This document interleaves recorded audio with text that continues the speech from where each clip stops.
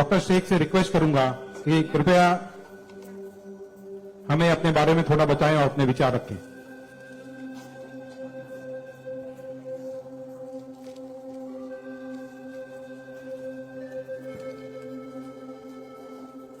सबसे पहले तो मैं अल्लाह रब्बुल इज़्ज़त की बहुत ज़्यादा शुक्रगुजार हूँ कि उसने मुझे इतनी इज्जत दी और इस मकाम तक पहुंचाया कि मैं अपनी लाइफ के जो फैक्ट्स हैं, जो जर्नी में आपके साथ शेयर कर सकूं।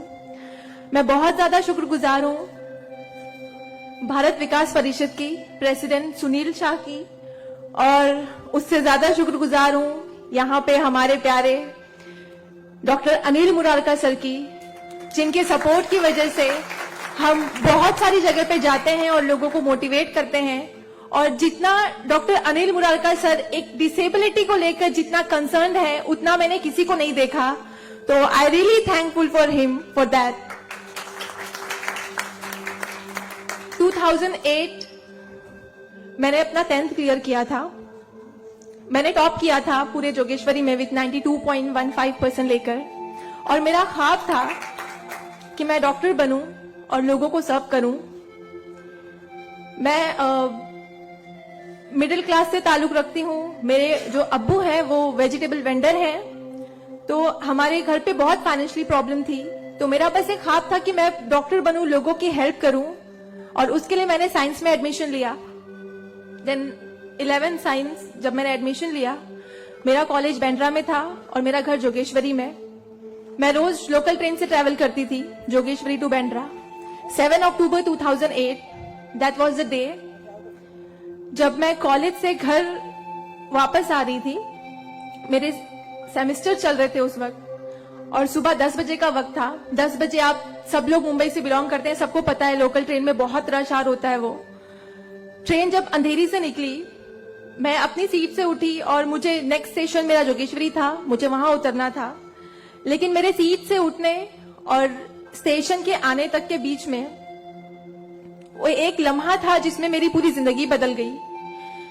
मैं जब सीट से उठी, उसके नेक्स्ट मोमेंट मैंने अपने आप को ट्रेन की पटरियों के नीचे पाया, और जब मेरी आंखें खुली तो वही ट्रेन जिसमें मैं ट्रेवल कर रही थी वो मेरी आंखों के ऊपर से बहुत तेजी से गुजर रही थी। एक लम्हे को लगा कि मैं कोई ख्वाब देख रही हूं, लेकिन जब ट्रेन पूरी तरह से मेरे पैरों से गुजर गई, मैं वहां हेल्पलेस थी। और जब बहुत दूर जाके किसी ने चेन रोकी, वो ट्रेन रुकी, और उस ट्रेन को रुकता हुआ देखकर मुझे एहसास हुआ कि मैं कोई ख्वाब नहीं देख रही हूँ, मैं सच में ट्रेन से गिर चुकी हूँ, और मैंने अपनी दोनों टांगे उस ट्रेन के पहियों के नीचे आ गई है जिसमें मैं ट्रेवल कर रही हूँ। वो पूरी 12 डब्बे की ट्रेन मेरे पहियों से गुजर गई, किसी ने चेन रोकने की हिम्मत नहीं की। और मैं जब वहां गिरी तो लोगों ने मुझे देखा, और 10-15 मिनट बाद काफी लोग आए, मेरे आसपास खड़े हो गए। मेरे पास सेलफोन नहीं था। मैंने अपनी बैग से उस वक्त डायरी निकाली, मैंने लोगों को फरियाद की, बहुत रिक्वेस्ट की, बहुत रोया वहां पर कि मेरे घर पे एक फोन कॉल करके बता दो कि मैं यहाँ पे हेल्पलेस पड़ी हूँ विथ हेवी ब्लीडिंग, मेरे बचने की कोई चांस नहीं है। एटलीस्ट मेरे घर वालों को पता होना चाहिए कि मैं यहाँ पे इस हालत में हूँ, मुझे लावारिस लाश बन के नहीं मरना है। बट उस वक्त मैं यही कहूंगी कि अल्लाह ताला की मसलहत थी। अल्लाह ताला उस वक्त जो मेरी तकदीर में था, किसी ने मेरी हेल्प नहीं की, और मैं वहां पे 30 मिनट ऑलमोस्ट मैं ट्रैक पर विथ हैवी ब्लीड, मेरे दोनों पैर ट्रेन के पहियों के नीचे आ गए थे। मैं उसी हालत में पड़ी रही और मैं कॉन्शियस थी। मैं बस लोगों के सामने रो रही थी कि मुझे कोई पानी पिला दो, कोई घर वालों को कॉल कर दो, लेकिन किसी ने हेल्प नहीं की। And after 30 minute I got railway help. Then मुझे गवर्नमेंट हॉस्पिटल लेकर जाते हैं, वहां पर भी कुछ ओटी स्ट्राइक होता है, मुझे फौरी ट्रीटमेंट नहीं मिलता है। एंड देन मेरा एक्सीडेंट सुबह 11 बजे होता है और मुझे 6 बजे जब मेरी फैमिली प्राइवेट हॉस्पिटल लेकर जाती है, then I got treatment. And उसके बाद 16 साल की थी मैं जब मेरे साथ ये एक्सीडेंट हुआ। आप समझ सकते हैं 16 साल की उम्र में 1 मिनट में मेरे 2 पैर कट गए थे, मैं डिसेबल हो गई थी, मैं हेल्पलेस हो गई थी, मैं खुद से उठ नहीं पा रही थी, ना बैठ पा रही थी, ना एक तरफ से दूसरी जगह मूव हो पा रही थी। मैं मेंटली डिसेबल हो गई थी, फिजिकली डिसेबल हो गई थी, और फाइनेंशियली कंडीशन भी काफी वीक थी।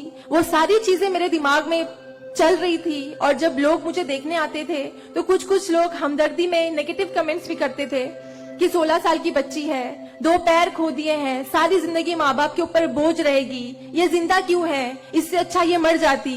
ये सारी बातें लोग आके जब मेरे सामने करते तो मेरे जहन में वो सारी बातें चलती कि सीरियसली मुझे अल्लाह ने जिंदा क्यों रखा। जब मुझसे दोनों पैर ही लेने थे 16 साल की उम्र में, मैं खुद से मूव नहीं कर सकती हूँ, मेरी मम्मी को इतना सब कुछ झेलना पड़ रहा है। जिस उम्र में मुझे अम्मी की हेल्प करनी चाहिए उस उम्र में वापस से मम्मी मुझे गोद में उठाकर लेकर जा रही है, वापस से मेरी खिदमतें कर रही है। तो मेरी जिंदगी का मकसद क्या है, मुझे दोबारा जिंदगी क्यों दी अल्लाह ने।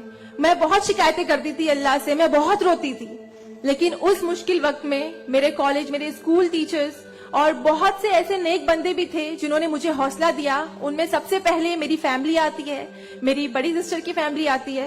मेरी मम्मी ने मुझे एक जुमला कहा जो जिंदगी भर और मैं हर फंक्शन में बोलती हूँ, वो कि बेटा तुम रो मत, तुम्हारे साथ आज जो ये हादसा हुआ है, अल्लाह ने तुमसे सिर्फ 2 पैर लिए हैं, तुम्हारे पास तुम्हारा दिमाग है, तुम इतनी फास्ट ट्रेन से गिरी हो, तुम्हारे सर पे चोट लग सकती थी, तुम्हारी जान जा सकती थी, लेकिन अल्लाह ने सिर्फ तुमसे 2 मामूली पैर लिए हैं।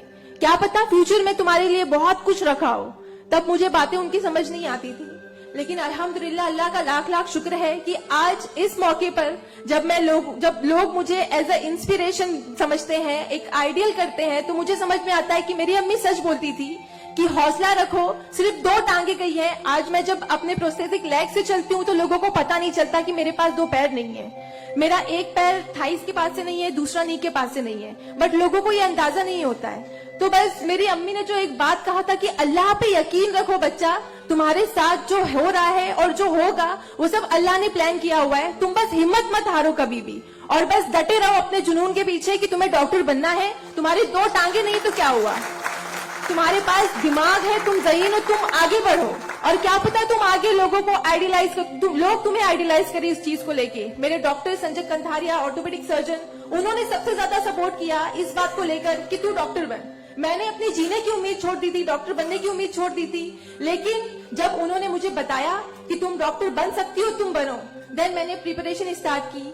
सीईटी कॉमन एंट्रेंस टेस्ट होता है to getting admission in medical college, मैंने वो क्रैक किया। I got 3rd rank all over Maharashtra in PH quota, and after that मुझे बहुत खुशी हुई कि मैंने 3rd रैंक क्लियर किया है। Now I got admission, I will get admission in MBBS. But वहां पर भी एक प्रॉब्लम थी मेरे लिए कि मुझे डिसेबल परसेंटेज 89% डिसेबल हूं मैं, और मेडिकल में एडमिशन के लिए 40 to 70 there is a criteria to get admission for MBBS. मैं मोर देन 70% डिसेबल हूं, ये कहकर मुझे उन्होंने डिनाई किया कि आप एलिजिबल नहीं हो, आप एमबीबीएस में एडमिशन नहीं ले सकते हो, आप डॉक्टर नहीं बन सकते हो। तो उस बात को लेकर मैं बहुत डिप्रेस हो गई। देन मैंने वापस अपने डॉक्टर से हेल्प मांगी, उन्होंने मुझे एक मशवरा दिया कि आप हाईकोर्ट जाओ, बॉम्बे हाईकोर्ट। और जिस बात के लिए एक नॉर्मल स्टूडेंट को सिर्फ पढ़ाई करनी होती है, अच्छा रैंक लाना होता है, मुझे उस चीज के लिए मैंने वो किया, लेकिन उसके बाद भी मुझे बॉम्बे हाईकोर्ट जाना पड़ा। एंड मैं गई, मैंने अब हार नहीं मानी और मैं गई, बिकॉज वो मेरा हक था, मुझे डॉक्टर बनना था। और जब मैंने वापस अपनी नॉर्मल जिंदगी स्टार्ट की, अपने प्रोस्थेटिक लेग से मैंने आना जाना शुरू किया, अकेले ट्रेन ट्रैवल करना शुरू किया, देन मैंने रियलाइज किया कि मेरे अंदर कोई कमी नहीं है, मैं एक नॉर्मल लड़की हूँ, मेरे पास पैर नहीं तो क्या हुआ, मैं लोगों को सर्व कर सकती हूँ, मेरे अंदर पैशन है डॉक्टर बनने का। तो मैंने वो बस अल्लाह पे यकीन रखा और मैंने ये सोचा कि अगर अल्लाह ने मेरी किस्मत में रखा है डॉक्टर बनना तो मैं जरूर कोर्ट में फाइट करूंगी। एंड देन मैं बॉम्बे हाई कोर्ट गई इन 2011 और वहां पे मेरा केस डॉक्टर मोहित शाह, चीफ जस्टिस मोहित शाह ने देखा, उन्होंने मुझे ऑब्जर्व किया, मेरे प्रीवियस स्टडी रिकॉर्ड्स देखे, वो सारी चीजें देख के, और उन्होंने जब मेरा पैशन देखा डॉक्टर बनने का, सर्व करने का, देन उन्होंने मेरे फेवर में फैसला दिया। एंड 2011 अल्लाह का लाख लाख शुक्र है कि मुझे इंडिया के टॉप मोस्ट कॉलेज में एडमिशन मिला, which is Saint Xavier's medical college and KM hospital. Then 2011 में मैंने अपना एमबीबीएस में एडमिशन लिया। वो जर्नी बहुत आसान नहीं थी मेरे लिए, क्योंकि मेरे पास 2 पैर नहीं है, और जब मेरी काउंसलिंग चल रही थी एडमिशन को लेकर, तो काफी जो डॉक्टर्स का पैनल था उन्होंने मुझे बहुत कुछ हकीकत बताई थी कि आपके लिए डॉक्टर फील्ड आसान नहीं है, इसमें पढ़ाई करना 5.5 साल, आपको एक ओपीडी से दूसरी ओपीडी जाना होगा, और तब मैं 2 क्रचेस यूज करती थी मेरे लिए, तो आपके लिए बिल्कुल भी आसान नहीं है, आप हार जाओगे, 1 साल पढ़ोगे, दूसरे साल आप डिनाई कर दोगे, एडमिशन नहीं लोगे, आप गिव अप कर लोगे। लेकिन बस मैंने दिल में ठान लिया था कि मुझे इन्हें गलत साबित करना है और मुझे लोगों को प्रूव करके दिखाना है कि एक लड़की जो 89% डिसेबल है, जिसे लोग ये कहकर सुनाते थे कि सारी जिंदगी माँ बाप के ऊपर बोझ पर बनी रहेगी, उन्हें प्रूव करना है कि मैं डॉक्टर बन के लोगों को सर्व कर सकती हूँ। और जो मेरे दूसरे डिसेबल भाई बहन हैं, उन्हें भी शो करना है कि after disability, after accident, post accident जो लाइफ होती है वो आप नॉर्मल गुजार सकते हो अपने हौसले की बनिस्बत। तो मैं बस 5.5 साल मैंने बहुत कोशिश की, बहुत दर्द सहे, लेकिन मैंने अल्हम्दुलिल्लाह 2016 में फर्स्ट क्लास से मैंने अपना MBBS क्लियर किया। और इस बात को देखते हुए मुझे बहुत खुशी होती है, इस बात को बहुत प्राउड मोमेंट था मेरे लिए कि इन 2016 ऑन वुमेन्स डे 8 मार्च मुझे बॉम्बे हाई कोर्ट में फेलिसिटेट किया गया, जो एक हिस्टोरिक मोमेंट था वहां पर कि आउटसाइड से किसी को उन्होंने फेलिसिटेट किया। देन उसके बाद मुझे काफी कॉल्स आए एज अ मोटिवेशनल स्पीकर, मुझे काफी अवार्ड्स मिले। और तब मैंने सोचा कि मेरी जर्नी सिर्फ MBBS तक नहीं है, मुझे लोगों को और प्रूव करना है कि 89% डिसेबल होके अगर मैं MBBS कर सकती हूँ तो मुझे मेडिकल फील्ड की हायर डिग्री अचीव करनी है, which is MD, medicine in doctor in medicine. Then मैंने उसके लिए भी कॉमन एंट्रेंस टेस्ट दिया and again I got third rank in all over Maharashtra. और यहाँ पर भी देन अगेन उन्होंने प्रॉब्लम क्रिएट की मेरे लिए। After completing my MBBS with flying colours, उन्होंने वापस मेरा मेडिकल एडमिशन डिनाई किया कि आप नहीं कर सकते हो because you are 89% disable. Then मुझे एक बहुत हम्बल इंसान मिले, member of parliament Kirit Somaiya sir. उन्होंने फौरन से मेरी एप्लीकेशन सेंट्रल हेल्थ मिनिस्टर के पास लेकर गए और वहां से विद इन 2 days ये जो क्राइटेरिया है 40 to 70% डिसेबिलिटी का मेडिकल में एडमिशन के लिए, this is a 20 years old clause, और विद इन 2 days ये क्लॉज चेंज करवाया उन्होंने बिकॉज ऑफ माई एप्लीकेशन। वो क्लॉज चेंज होके बस ये है कि मिनिमम 40% क्राइटेरिया है और मोर देन 70% जो भी डिसेबल हैगा they will get admission in medical field. तो मेरी जो जर्नी थी यहाँ तक की, और उसके बाद मैंने रिसेंटली 2019 में मैंने MD में एडमिशन लिया और विद सेम कॉलेज सेठ GS medical college in KM hospital, और मैं अभी रिसेंटली फर्स्ट ईयर रेसिडेंट हूँ MD पैथोलॉजी में।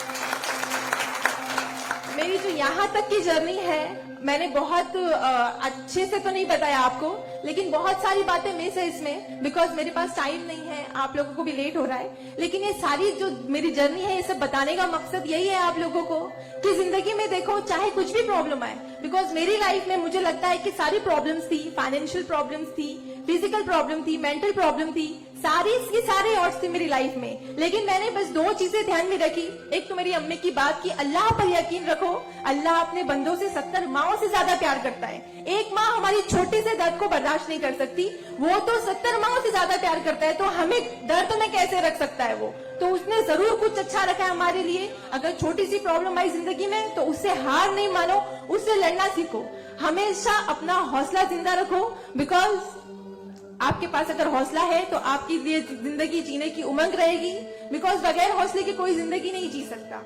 तो आप लोग प्लीज अगर छोटी से छोटी प्रॉब्लम भी आए, कोई भी परेशानी आए, आप लोग लड़ना सीखिए और जिंदगी जीना सीखिए। बिकॉज मेरे एक्सीडेंट के बाद मुझे अगर मैं इतनी सारी कोशिशें नहीं करती तो मैं आज यहाँ पर खड़ी होकर एज अ डॉक्टर आप लोगों से इंटरेक्ट नहीं हो रही होती। तो बस कभी भी हार मत मानिए। और ये एक शेर है आप सबके लिए, हौसले की तुर्कश में कोशिश का वो तीर जिंदा रख। तरकश मतलब जिसमें तीर रखते हैं। हौसले की तरकश में कोशिश का वो तीर जिंदा रख, हार चाहे जिंदगी में सब कुछ, हार जा चाहे जिंदगी में सब कुछ, मगर फिर भी जीतने की उम्मीद जिंदा रख। Thank you so much, thank you all of you मुझे इतने अच्छे से सुनने के लिए। और मैं बहुत ज्यादा थैंकफुल हूँ डॉक्टर अनिल सर की और भारत विकास परिषद की कि उन्होंने मुझे इतना सुनहरा मौका दिया आप लोगों से इंटरैक्ट का। Thank you. धन्यवाद।